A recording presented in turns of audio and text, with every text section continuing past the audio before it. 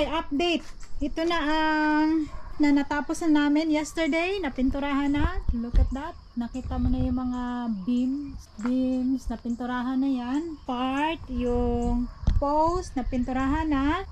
Yung trim, tapos yung beam, yung gutter. Yan.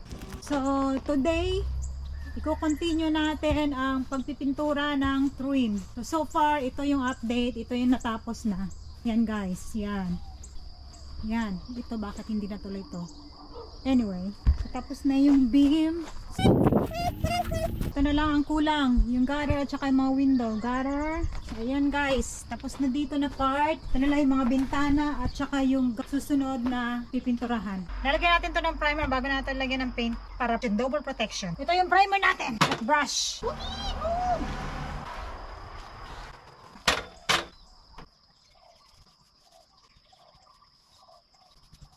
Okay guys, tapos ko nang i-primer itong trim ng pintuan. Patutuyuin natin yan. Pagkatapos, ipipaint na natin. Sa likod naman tayo mag-paint ng bintana. Dito tayo sa may shade. Yan guys, yan ang gagawin ko ngayon.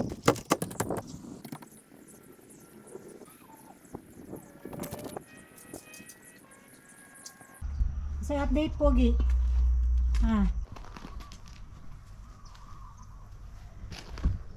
Yan na siya guys. Gutter. Ito pa. Corner. Ito. Ayun, masakit ng likod ko. Yan na siya guys. It's all for now. Hindi pa tapos. Garahe na lang sunod. Takes time to do the trimming. Ito pa. Yan, so garage na lang, likod at saka yan, tsaka kanina lang. Hindi ko alam kung matatapos ba ni tomorrow.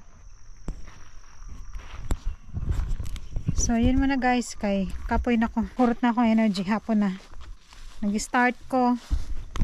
I started at 8:30 and it's 4 o'clock in the afternoon.